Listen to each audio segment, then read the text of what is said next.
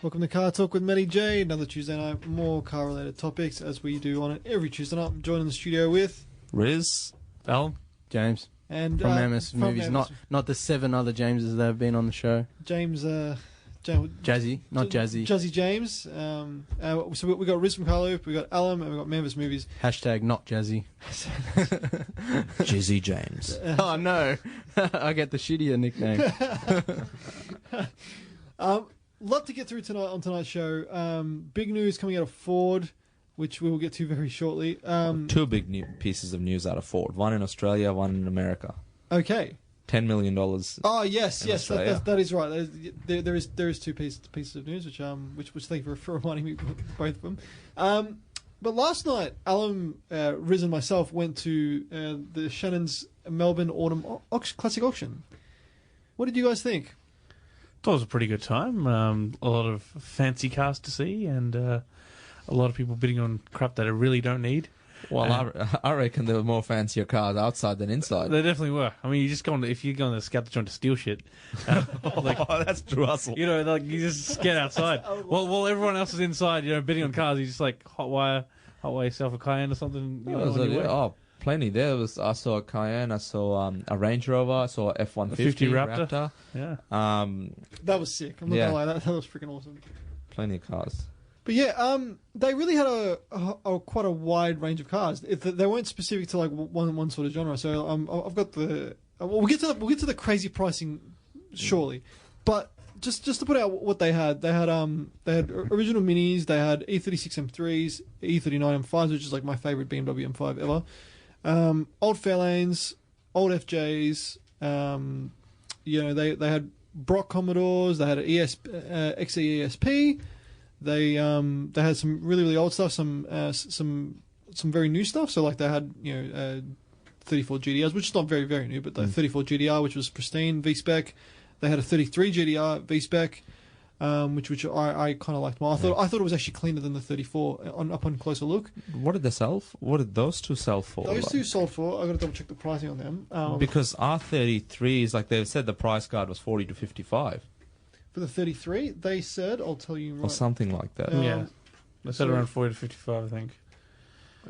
They said, 35 to 40. Okay. For the 33. And, sorry, Alan was going to bid on a Mustang. On a Mustang, and I was initially a bit disheartened because we misunderstood that the Mustang had sold for 25, which I thought was an absolute bargain, but later on I found out it sold for much more, so I wasn't as... Well, it was a 67 fastback, left-hand drive manual in bloody bright taxi yellow, and it sold for 54,000, which is I mean that's what for like fastbacks kind of go for. It wasn't perfect. There was a few things that needed to be done to zip tie.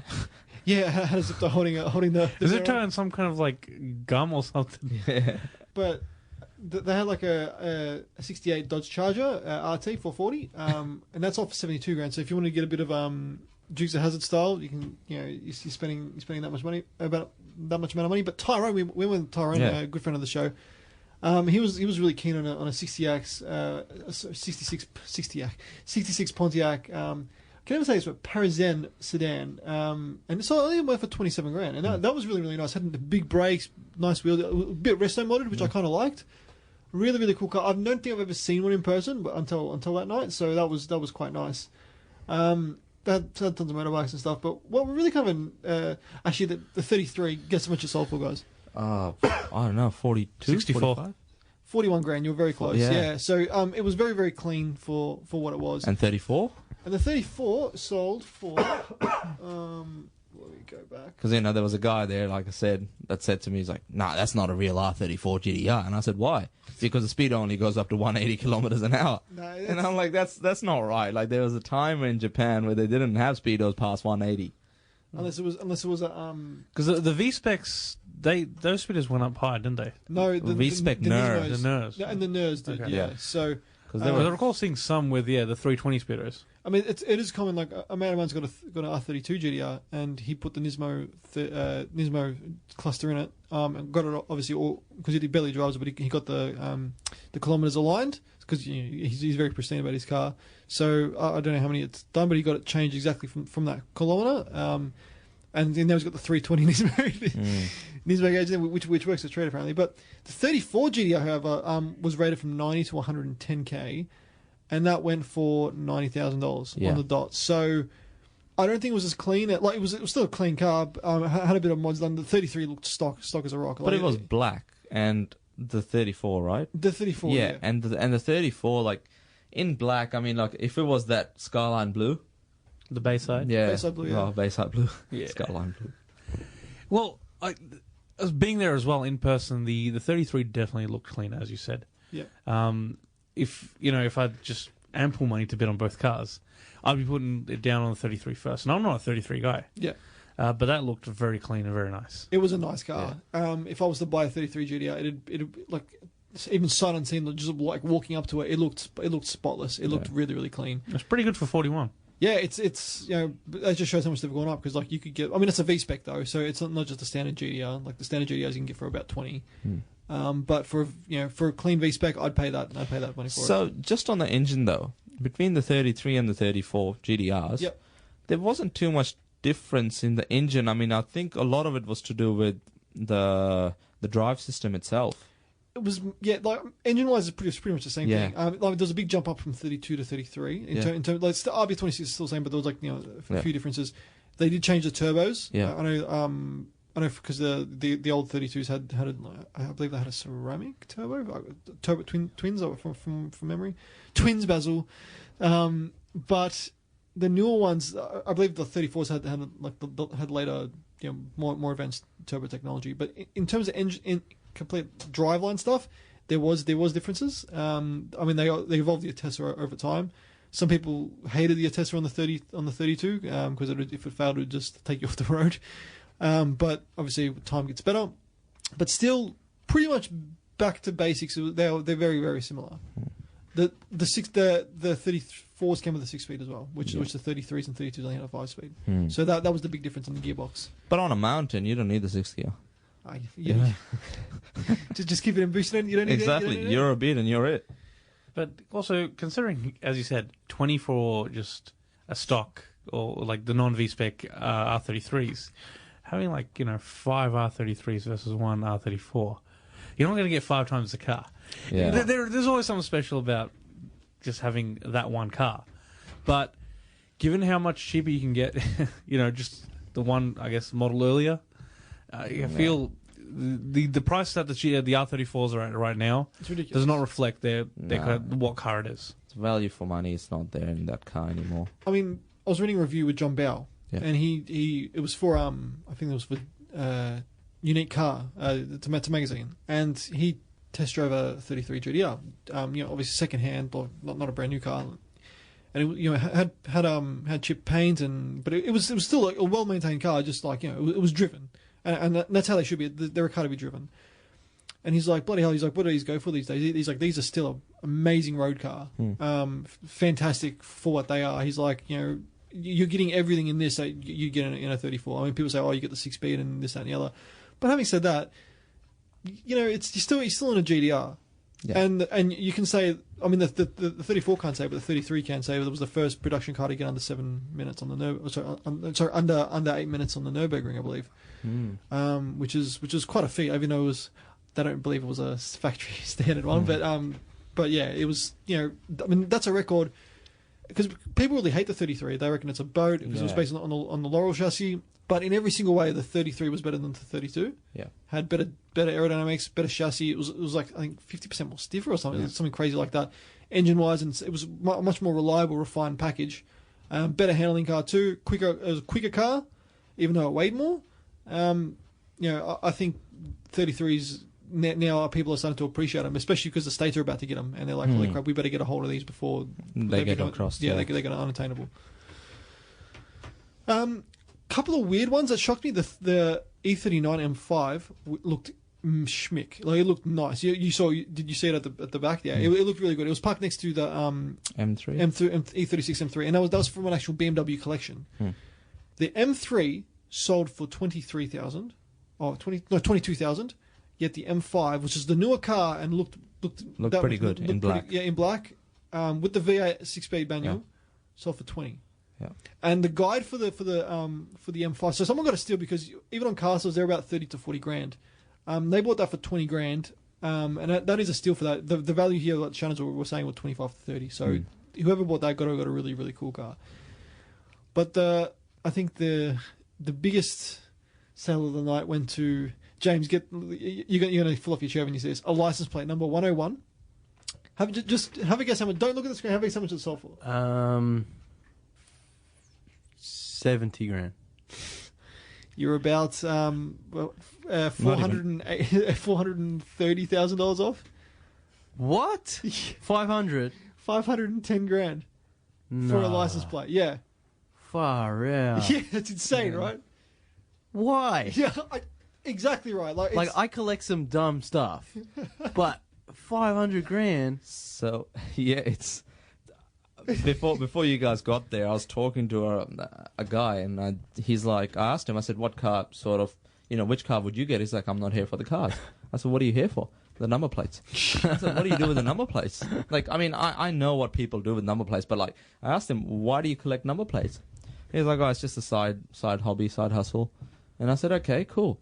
So then I said, well, what are you getting? The 101? Like, I know the lower the number, the higher its value is, right? So if that's the case, number one and stuff would it'd be like close to 5-6 million. Yeah, easy. Easy. For a license plate. Because I know last time, I think Jazzy James was at the auction. He was, yeah. And there was a lower number, but I don't think, was it more than 500? It was a long time ago. I'm not too sure. I've got to double check with him, but yeah. So Riz going. So but that's the bidders, right? Maybe there were more people bidding last night. Yeah, I didn't think maybe I don't know, and maybe it's 101. Yeah. 100 might not sell. I don't know. Yeah. So that one there, it's so I was talking to this guy, and he's like, yeah, so I just collect number plates, and and he said, oh, I've got probably after 7 o'clock, a few of my other friends are coming. Yeah. And they've got walls full of these number plates. Jeez. So don't even put them on cars, man. Yeah, and I'm just like, geez, that's hardcore. And so, he's not even looking at, because he told me he drives an X1, which is like 50 grand. So he's not in that at I that wish I had same level. enough money to buy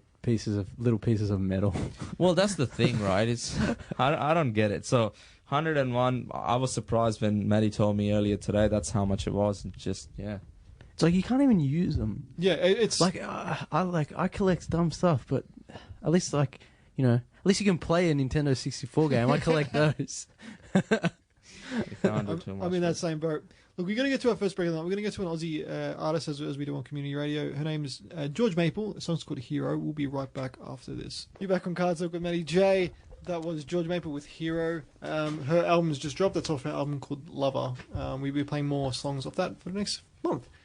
Can I just say, I was complaining about, how it's silly to spend all that money on license plate, but some of these petrol pumps are really nice. They are nice. Those are cool. They are cool, and they're like $5,000 to $10,000. Yeah, cool. at least they're not 500,000. Well, there's a RAM there. There's a yellow RAM. I think if you flick to a page. This one? No, go back one page. Oh yeah, the collectibles. That up there at the top right.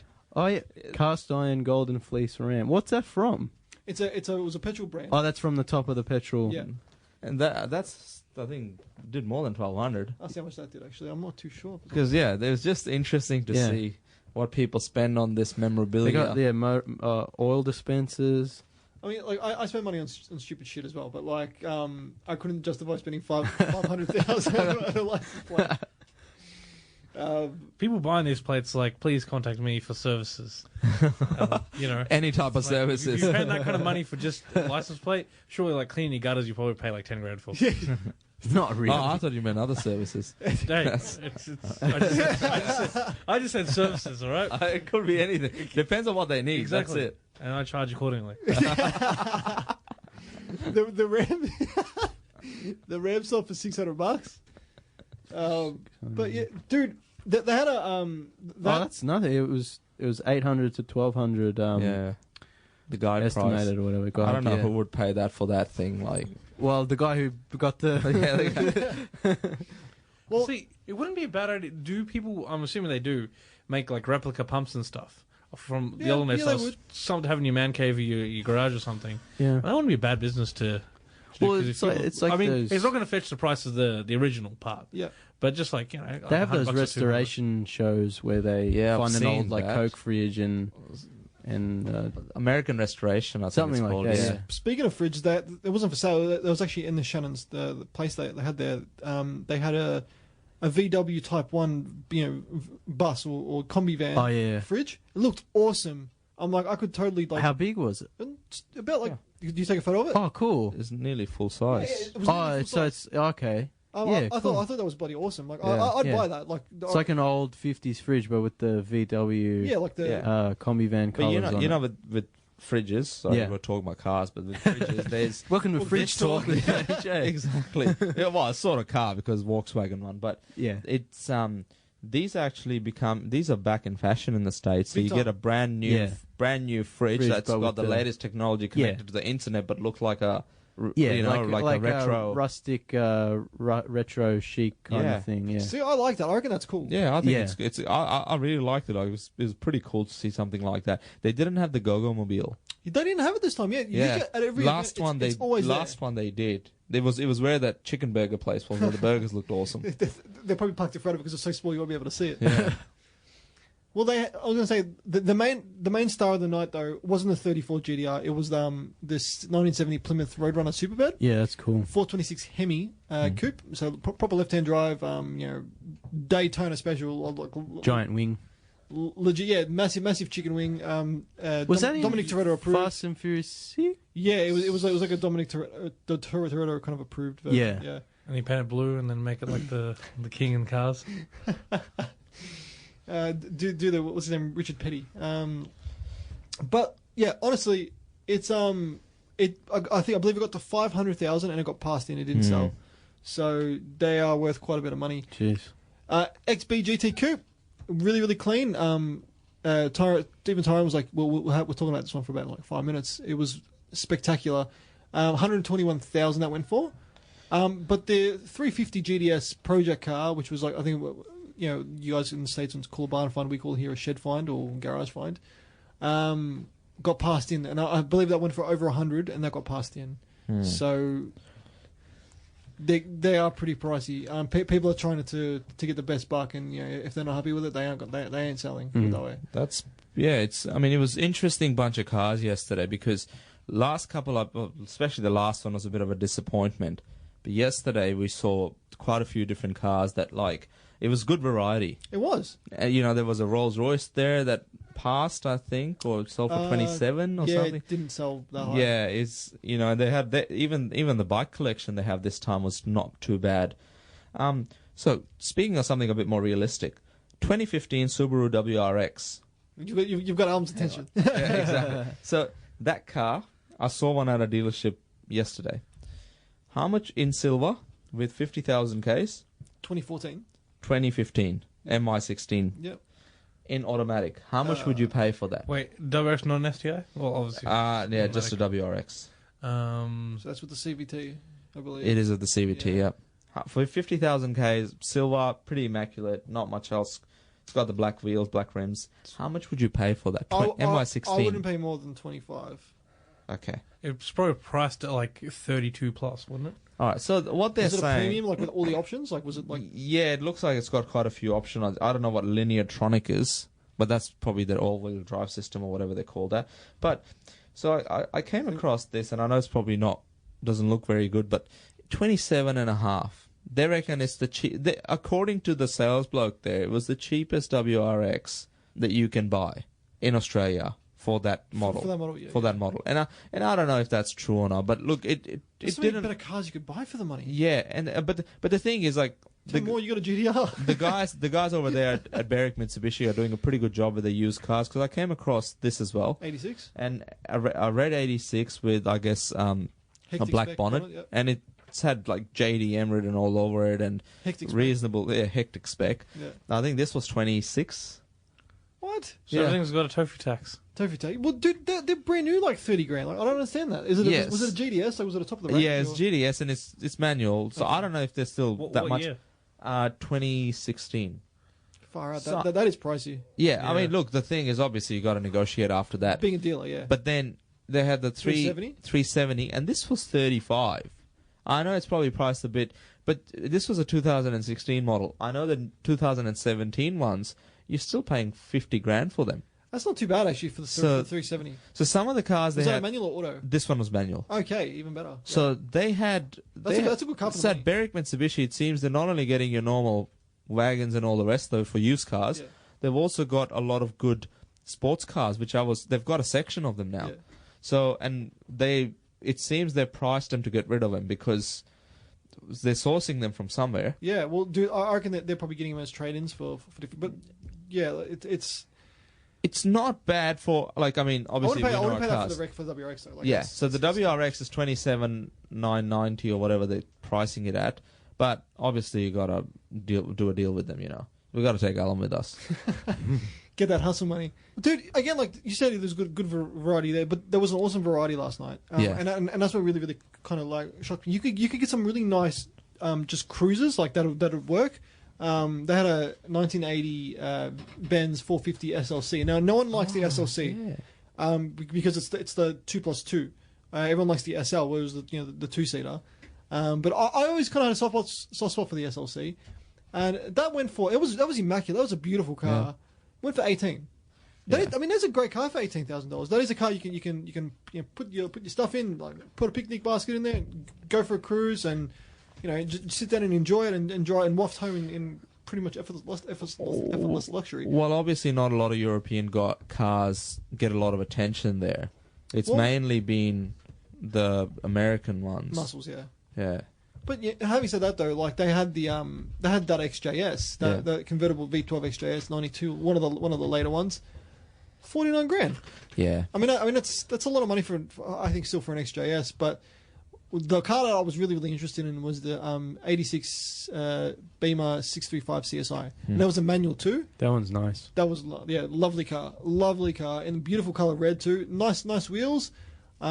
Nothing. It had some good dish. I believe they had BBSs on there. Really, just it was a clean car. I was having a good look at that. That's off for 39,000. So, 38.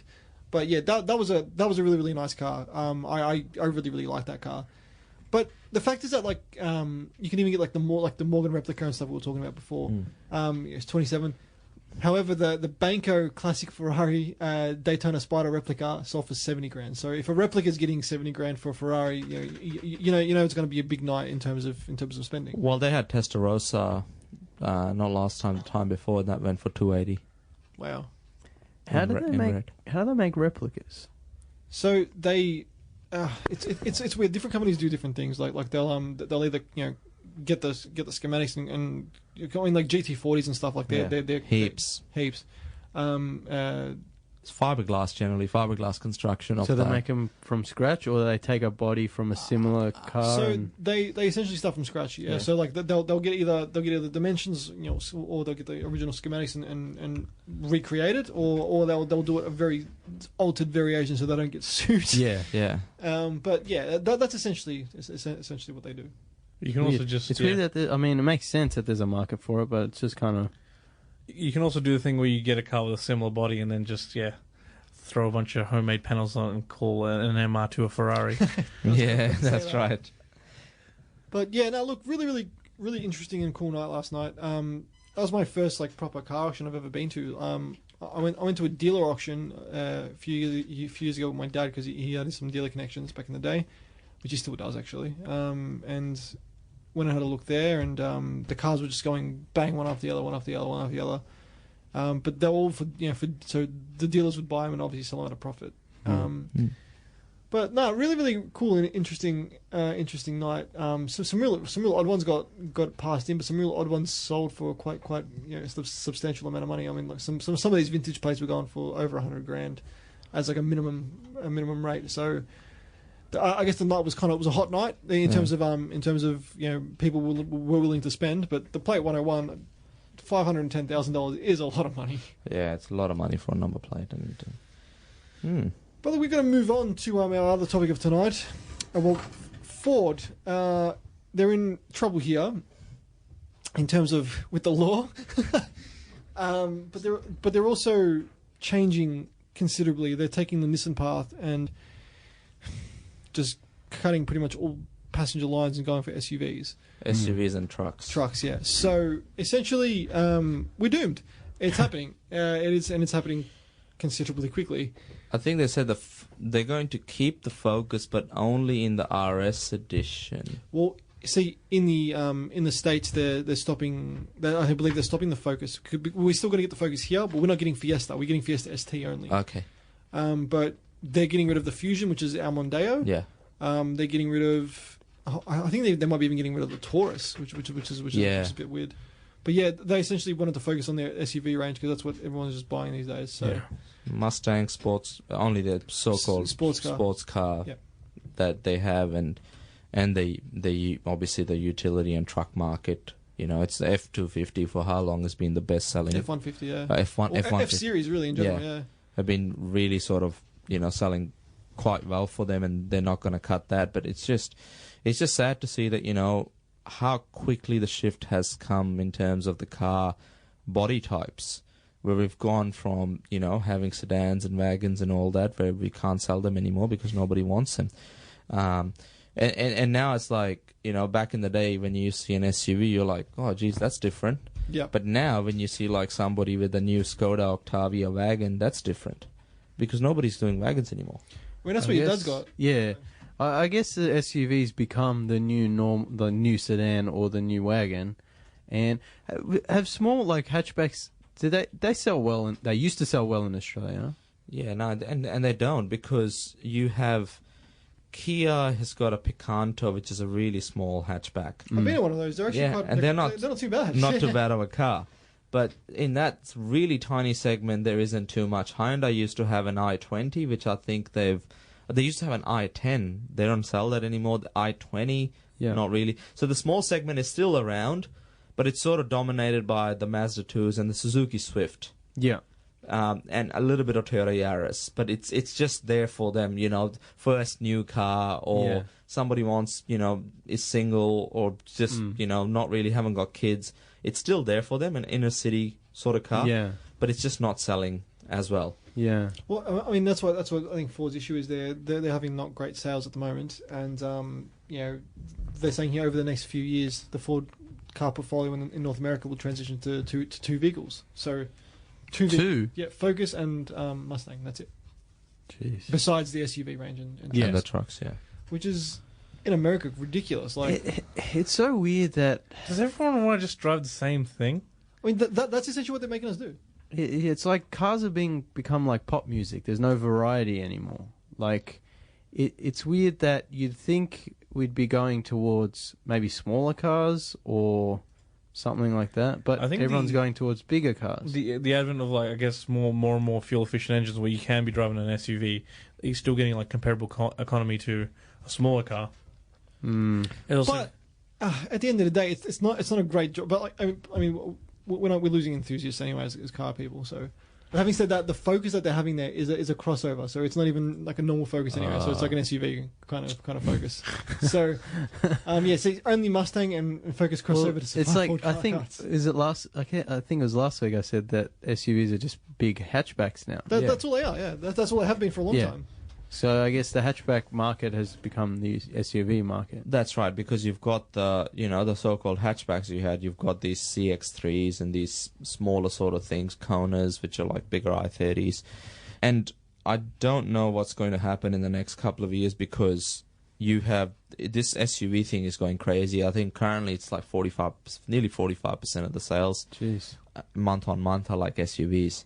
And you think, well, then the other big part is obviously your utes. So yeah, it'd be interesting to see what actually happens. Yeah, it's definitely weird. I mean, so yeah, they're going to stick. It's Ford, considering it used to have one of the biggest car ranges. It's making it's it's shrinking. We see they have plans to add 5 all new SUVs over the next 2 years. Along with the 2019 Ranger. But what variety can you have in different SUVs? Oh, you could do what BMW started, so you could have a fastback or whatever they call the X6, which is curved at the back. That is the worst car. Why? Honestly, it's pathetic. But that's what I mean. Like, I would love to see that turned over and just rocking. No, but this is what's happened, right? And that's where it's like, well, the companies like Ford, like I don't know what future they have. I mean, in America they're pretty strong. Yeah. In China they're pretty big because they've set up a whole lot of plants in China in the last couple of years for anticipating the future of cars in China. But what are we saying? So obviously the Chinese like bigger cars as well. Yeah. Because some car companies make bigger cars specifically for the Chinese market. But you say that because, but here's the contrast. We've been designing cars for China that we don't have here, like the Escort, and Yeah. the other day driving to work, I saw a Ford car, Yeah. KA, like Yeah, the that's new right, one. yeah, It's not even released. It was like in left-hand drive, pre-production. I took photos of it when I was stationary, of course.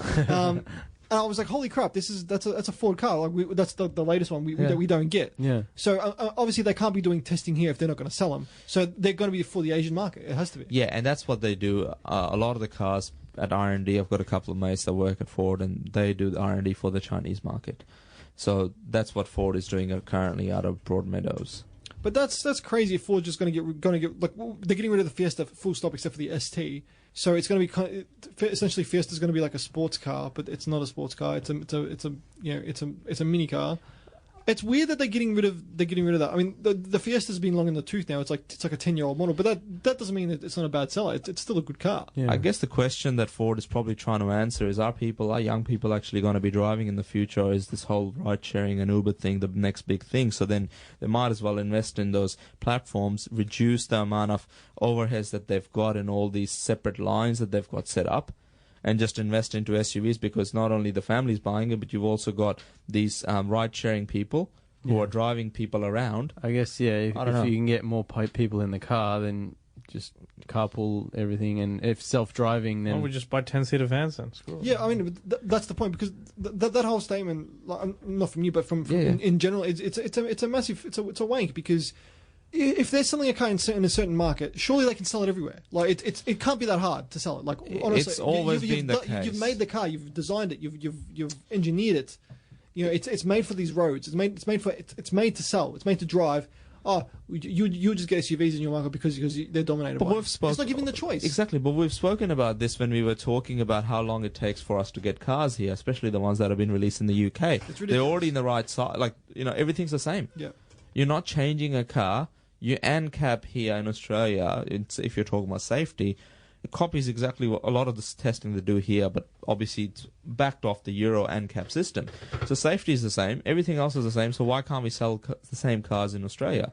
So it's just, I don't get it. I don't get what goes through people's minds, especially the people that are running the companies in Australia, because there's a market here. And then you got Ford, who can't sell the EcoSport. They're not selling any Everests. They're going to push more SUVs? And they're going to push more SUVs in a market that in Australia, nobody wants them. Mazda's been successful with 2 or 3 models. Mazda 3 is a popular car, and that showed that the small car is still relevant here. Yes. The Corolla still does it today. Corolla's relevant. And the new Corolla looks fantastic. Awesome. I'm like, Toyota, I think they got their mojo back. Toyota's coming back. I mean, it's even got, believe it or not, in the manual blip downshift. In a Corolla. They're coming back. Toyota's back. Yes. Get on the Toyota. Hopefully it's got a better, more powerful engine. Hopefully they bring back like a lift system like they had in the old Sportivos. Fingers crossed. Because the Camrys are like 300 horsepower now. Yeah. They're like just under 6 seconds to 100. Time to get a Camry again. I know. I want another Camry. Well, that was the key point of difference for Orion, right? And the Orion was, I think, 6 or 6.5 seconds. Yeah. And that was a good car. But yeah, going back to the whole thing about what Ford's doing, I know they're consolidating, and I know he wants to cut costs in the guy that's running it in the States. But at the end of the day, you can cut costs in America and United States and stuff, but don't cut the models for the rest of the world. No, it's bullshit. Look, we're going to go to a quick break. We'll be right back after this. You're back on CarTorque with Matty J. Alan's trying to sell our fellow members in the studio, Nathan and Callum, a little my brother's accent during the handbrake. Look, I drove that car around. It was perfect. Nothing wrong with it. Yeah. It drives good. And it'd be a great opportunity to learn manual. Get in that manual life, Nathan. Get in that manual life. Well, I don't know if it's what we were talking about before the break, that a lot of young people don't really want to get cars anymore. They just want to be driven around and stuff. And if ride-sharing services like Uber and all that have enough drivers and stuff, I reckon the future business should be just, I don't know, driving for Uber, considering the demand's going to go up. Yeah. I don't know. That's either going to happen, or they're going to tax Uber heavily and it's going to pretty much make it just like another taxi service, and it's going to go down that. Well, it is a taxi service, but it's going to go down the same taxi route. And they're going to be competing for like the cheapest fare, essentially. Because what's happening out of the States now, and that's probably a model that Ford's looking at. In the States, you have, I'm not sure if you heard of Maven. So General Motors has an arm, or it's a leasing arm called Maven. Yep. And Maven's actually available in Australia as well. Okay. So what you can do is let's say you want, I don't know, an Astra. Yep. Which isn't selling, by the way. Huh? Which isn't selling. So brand new, they're about 25 grand or whatever. Yeah. But what Maven does is you can lease a car off Maven. Yep. All your insurance is paid. Everything else is fully covered. Rego's paid. Rego's paid. Everything's paid. You get them on a 6-month, 12-month, 18-month sort of leases. Yep. And after that particular lease... They give you the option to buy it? No, they give you the option to swap it. Wow. For something new. Okay. So it's good for people that are putting kilometers on the cars and stuff. So it's similar sort of thing. I think Volvo's trying something very similar in the States. Ford is probably not fast. It's not like leasing a car like you would normally lease a car through the leasing companies. It's more like everything's already taken care of. So if I'm an Uber driver, then I would get one and I could clock as many Ks on it. Kill it, yeah. And it's just... So you're essentially renting a car. You're renting a car for whatever you need it for. Yeah. The more kilometers you do, obviously, the more it makes sense to rent a car like that. So it might be, $1,000 or $1,200 a month. Yeah. Similar to the leasing stuff, where you can claim all your stuff back, but everything's included. Yeah. So they're the sort of services that are coming out of the States at the moment. Maven's been here for 12 months now. I don't know, the guy I heard on the radio say it's doing great. So he's the guy that runs the Maven show. I'm not sure how true that is because I haven't seen that many more Astras around. And you'd think that if they were doing something like that, they would actually put logos or stickers or something somewhere to promote that this is a service, given it's their car. Yep. But it's not happening, so I'm not sure what's going on. But that's part of probably the reason what Ford is trying to do in the States, because people are moving on to this higher sort of system where they don't want any worries about rego, insurance, all of that sort of stuff, and fuel and servicing, all in one package. So they're happy to pay more to get something and always be driving in a new car. Yeah.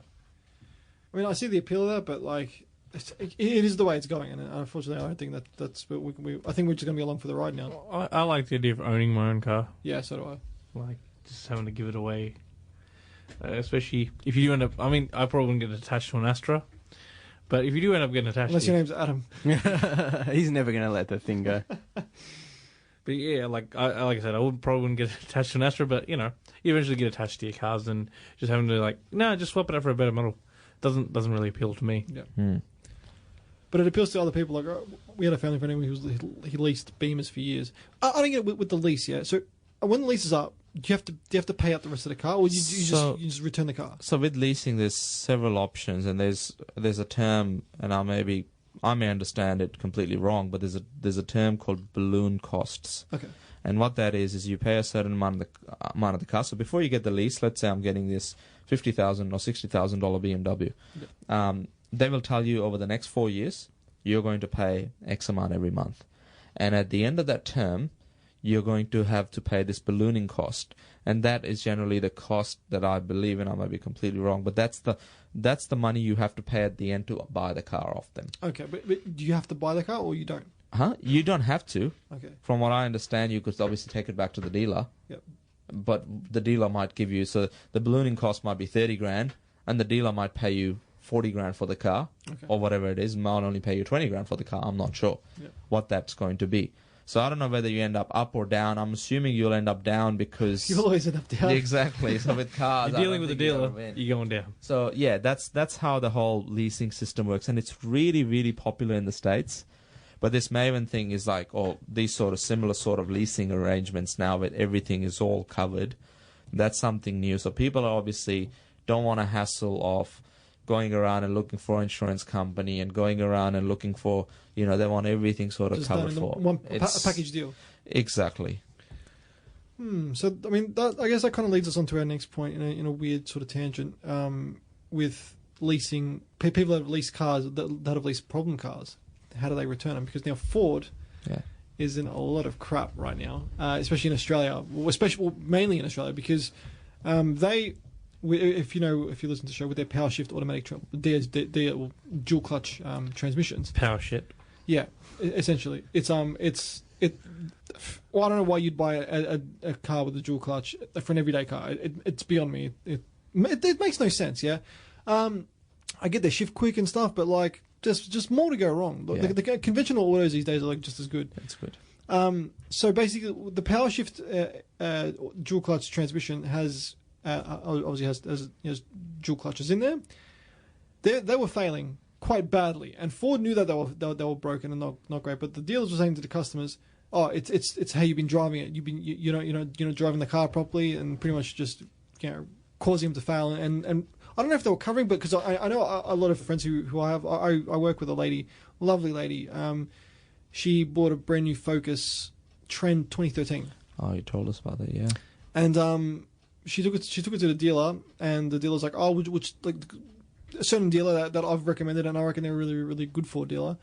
Said, "Yeah, without even saying anything, we'll change the clutches for you." And she, under warranty, done like that. So, but that wasn't the case for a lot of other people. A lot of other people complaining about their car was really, really bad, and they're like, "No, it's just the way you're driving it." And now it was like a class action, wasn't it? Yeah, it was a whole class action. I think what's happened there is you've got people took in their cars saying it wasn't driving properly. The dealers were not equipped because they didn't know about the problem. So Ford had, obviously in Europe, whatever's happened, Ford Australia hasn't communicated that properly to the dealerships. So the dealerships didn't know about it. And you've got people coming in with cars and saying, and it's all intermittent, and it's after a couple of years. So the dealers are basically saying, well, we can't do anything about that, right? Yeah. So obviously one person might have been told, hey, it's your fault or whatever, and then the media took it and made it a huge thing. But what happened with that is once the dealers were aware that there was a problem, and Ford did acknowledge that there's a problem, they fixed that issue. Yep. By that stage, what was happening is people were coming back and saying, hey, it's still stuffed. Yep.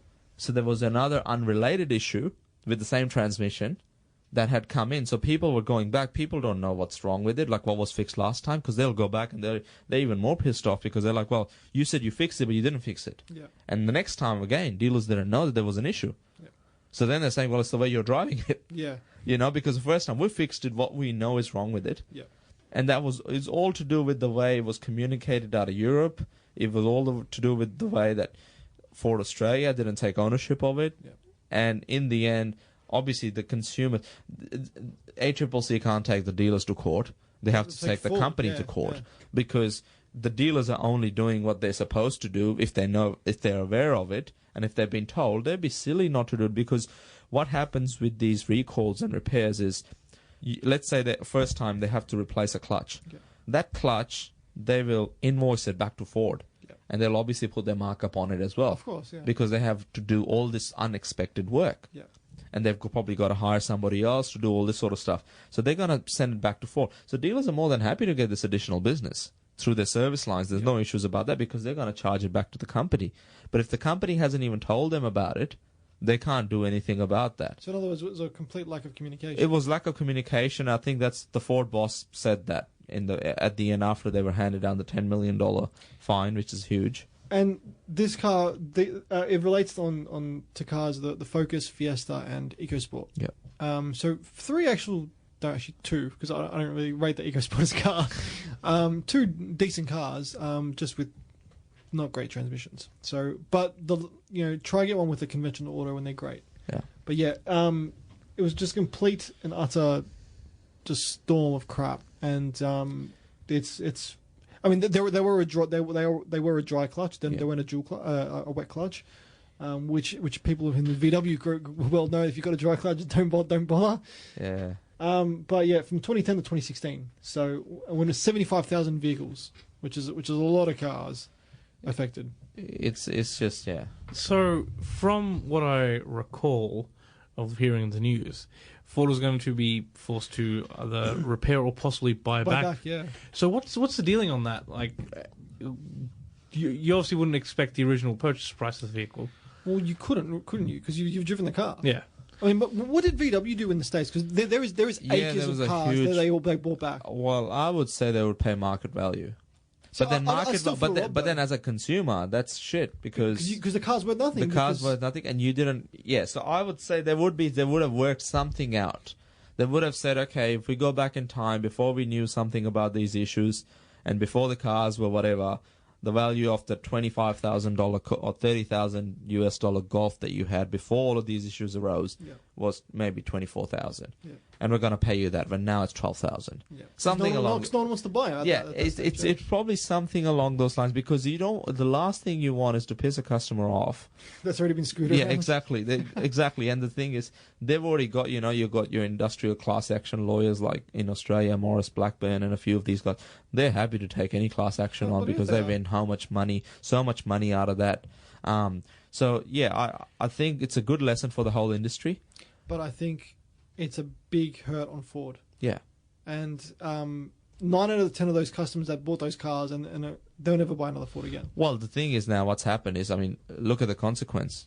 Ford boss in America said we're no longer make Fiestas or Focuses. Yeah. No, I mean that's not why it happened. Yeah, I know. But I'm just saying, right? That's what's happened. People are not going to buy the same brand. Like when people, like we look at as enthusiasts, we look at a car and we're like, okay, well I actually want this because like I want an i30N because of so and so. Yeah. I don't mind it being in manual, and I love what the car sounds like. But most normal people, they'll be like, well, I had a Hyundai Tucson. And I had it for 5 years, and there was no issues. So I'm going to go buy a Hyundai Tucson. Yeah. That's the way most normal people would think about buying a car who want to get from A to B. Brand affinity. I guess it's you as a consumer, it served you well. That's by all right. means. I mean, I was having a chat with this person at Super Cheap, and the guy's like to me, he's like, I'm on my second territory. He's just like, I bought one, I loved it, so I bought another one. And he's like, territory buyers buy more territories because they're good cars. Yeah. And and that got me thinking. I'm like, well, that shows You should have asked me, you're going to buy an Everest? Yeah, but this. Alan would like that, wouldn't you? Thanks. No, but that's exactly what happens, right? So most people think that last car was this brand, and I'm going to buy the same brand again. If I need a bigger car, I'll go for a bigger version of the same car. So it might be a Santa Fe for Hyundai people. Yep. If they've got a Outlander, they might buy a Pajero. I'm not sure. Yep. But that's the way they work because they've got affinity, and that's why Ford would have lost so many customers, and they're already doing poorly in Australia because very much similar to Nissan, they've really just got two cars, the Ranger and the Mustang. Yeah. I mean, they sell very well, Yeah. but you can't rely on a brand to sell two cars and nothing else. I mean, VW, their image is really, really hurt, but I don't think they're being affected that badly by it. They're still No. the biggest car company in the world. VW is interesting in Australia because I think, as we've discussed, like in the States, they're really in damage control because they're offering 6-year warranties and all that. And VW Australia, the boss is cocky and he doesn't It's weird. care. He doesn't care. He just says, well, people are buying. And I'm not sure of the exact sales figures, but people that are buying Golfs, unlike my brother who's got a base model Golf, which is a nice car. It's a good car, yeah. It's a nice car. He paid $24,500 delivered for that car, I think a month after it was released. Yeah. Bang for your buck for that car, but most people buying Golfs are spending 35, 36 grand. And that's the standard Golf, they're It's not even GTI level yet. Yeah, that's right. So that's what they're paying. So I think Volkswagen's pretty comfortable with that in Australia people have got money, and when they buy a Golf, they're happy to spend more money, or when they buy even a Tiguan or whatever, they're happy to spend more. They don't buy the base model stuff. See, VW still got that image in Australia's people's heads. We're a luxury German brand when they're not. They aren't really. Well, wait till this new A-Class comes in. This new and maybe next week we'll talk about the Mercedes store that I visited last week. This A-Class, like I was talking to the guy there, and apparently they've seen it. It's fantastic. They reckon that it's on par in terms of the basic quality of the things that it does have. Yeah. It's on par with the S-Class. Wow. Far out. That's insane. So what Mercedes is saying, it used to be the philosophy that you have the S-Class, which is people aspire to that, so they're going to invest all their R&D, research and development money into that car. But with the rise of middle class in China and India, what they're saying is actually a lot of them are not at the level of being able to buy an S-Class. Yeah. So how can we get S-Class to the masses? Exactly. Yeah. So they've gone and they've invested all this R&D into producing a car which apparently is superb, and and I haven't looked too much into it, but they really reckon this car is like, so what it does have in the car, it doesn't have the massaging seats that S-Class has, or the reclining seats and all the other luxury features. I'm not buying it. I'm done. But apparently they reckon the A-Class is up there. So what that shows is Volkswagen's got to be very careful with what they do in Australia, because if people can get for a little bit more an A-Class for, let's say, 45 grand, versus I guess a Golf for 38, 39,000 or whatever it is, non-GTI, then of course people are going to buy the Merc. We're going to get to a last break and I'll be right back after this. You're back on 98.9 Northwest FM. This is Car Talk with Matty J, still in the studio with James from Mavis Movies. I was going to say Jazzy James, but James from Not Jazzy. Hashtag not Jazzy. Hashtag not Jazzy James. No.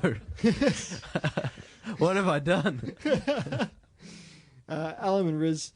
Rizzy and Jizzy, we can be like we can be like Millie and Vanilli. It'd be like, except more talented. oh, I was just going to say Harold and Kumar, but then I'm missing Harold here. Oh, jeez. I'm done. But yeah, big topics tonight, guys. Big topics, especially with Ford.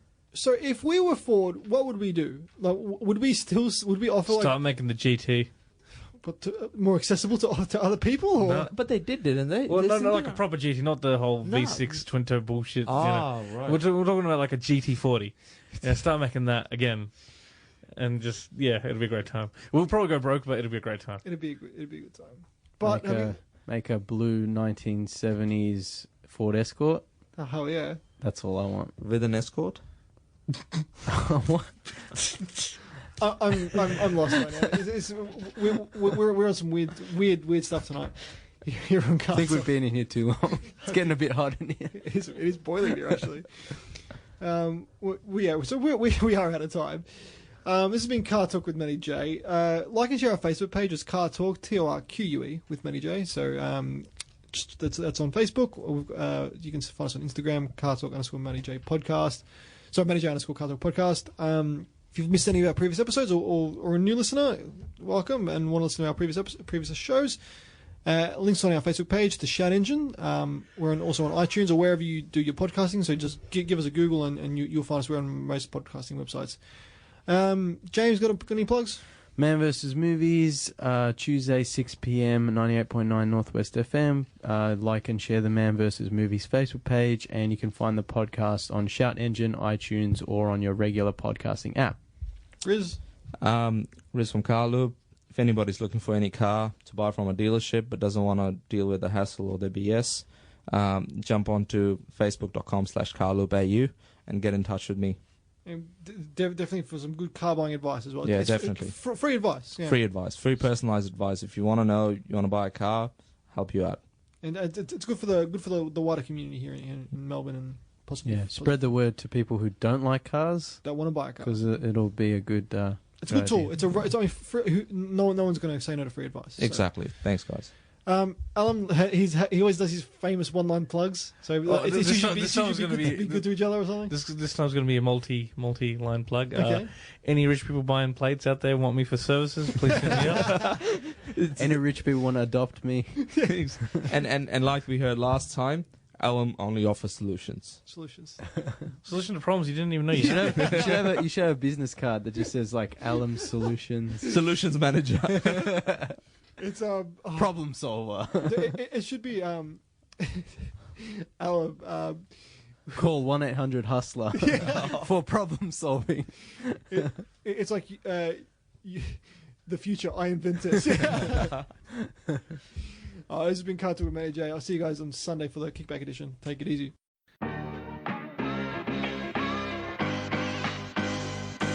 This is professional radio, gentlemen. And it's front wheel drive. Scotty, have you got anyone you want to thank? Just myself. And now we do the after hours. Dun, dun, dun. Gentlemen, what would you go for? Dacia Sandero. Okay, and because it's not a supercar. But it is. It's not. Automotive perfection comes in the form of two letters, A and U. Long live my LTD!